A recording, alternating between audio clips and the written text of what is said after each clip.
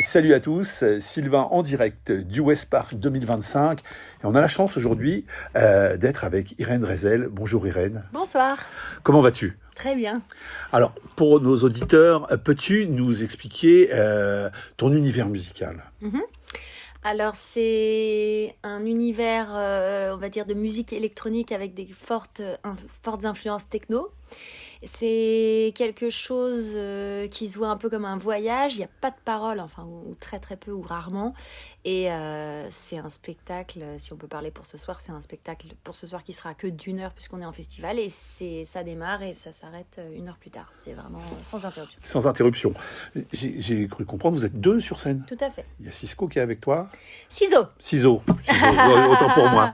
Cisco, c'est mignon, c'est le prénom d'un petit chien que j'adore. Donc, électro, teinté de techno, ok. À 2, comment Ouais, Ciseaux, il est au percu. À 2, c'est-à-dire que il est assez libre en fait de proposer ce qu'il propose et ça donne quelque chose d'un peu vivant et organique. Alors justement, musique électronique, moi je suis toujours bluffé par l'écriture. Comment tu écris, si c'est pas un secret, tes titres ? Je démarre toujours par une page blanche. Je démarre souvent par les mélodies.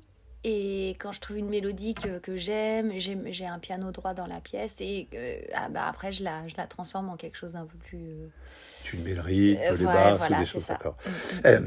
Alors bon, j'ai lu que tu as partagé certains moments avec des grands noms de l'électro. On va citer Jean-Michel Jarre, mais il y a aussi Brian Eno. C'est ça, non ? Non, alors je me suis mal renseigné. Jean-Michel Jarre. C'est pas grave, Jean-Michel Jarre, ce qui est déjà énorme. Comment on arrive à partager du temps et des titres avec lui ? Je crois que c'était une réécriture. On a fait un 4 mains. D'accord. Sur son album qui s'appelle Oxymore, où il a sorti un album qui s'appelle Oxymore Reworks, où il a travaillé avec plusieurs artistes. Et donc, c'est lui qui est venu vers toi ? Oui, il m'a appelé un dimanche soir à 22h, je me souviens très bien. C'est le genre de choses qui marquent. J'ai vu, alors, demain, qu'est-ce qui t'attend sur 2026, sur des festivals, des projets d'albums, j'ai vu Zénith passer aussi dans ce que j'ai lu. Ouais, le Zénith a lieu dans un peu plus d'1 mois. Et là, on n'a plus que 3 concerts avant le Zénith, on compte ensuite ce soir. Donc là, je suis vraiment dans ce tunnel vers le Zénith et après, je ne sais pas. D'accord, ok, très bien.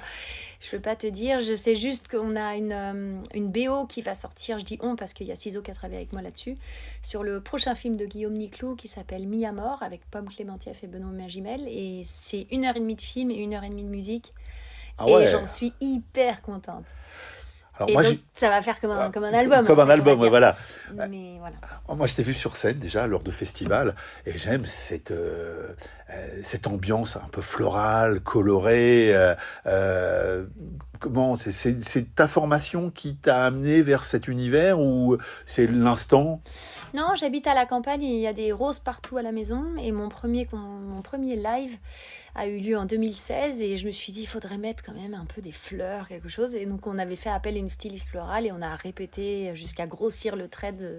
Je me suis dit mais en fait c'est super beau et je l'avais jamais vu ailleurs. Et je me suis dit que ça s'est fait naturellement en fait après. Très bien, écoute, moi je serai dans la salle ce soir pour t'écouter. Je te souhaite un super set. Bienvenue au Havre. Et puis, à très bientôt. À très bientôt. Merci beaucoup. Bonne soirée. Toi aussi. Bye bye.